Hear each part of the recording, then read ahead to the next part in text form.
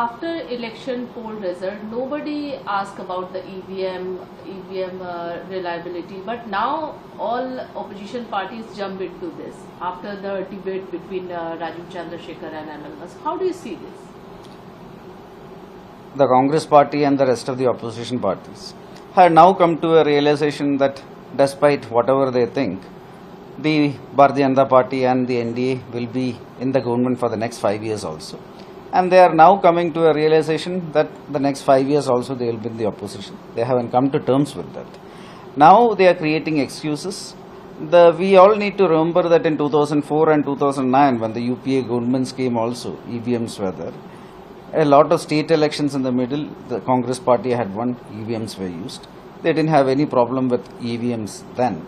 And now because you lost an election, sadly the Congress party and the opposition, they are trying to denigrate our institutions and they are trying to dilute the sanctity of our institutions, including the Election Commission.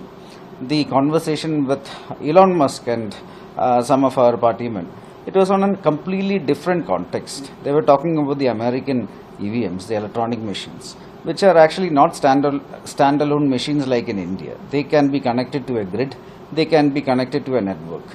At the same time, the Indian EVMs, the entire structure and architecture is different, where they cannot be connected to a grid, they cannot be connected to a network using Wi-Fi or Bluetooth. These are standalone devices. So these kind of devices cannot be tampered with.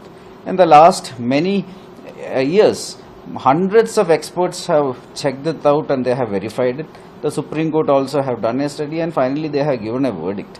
And still, despite all this, it is very disappointing that just because the Congress party and the opposition lost an election, they are once again trying to dilute and destroy the sanctity of our institutions, including the Election Commission.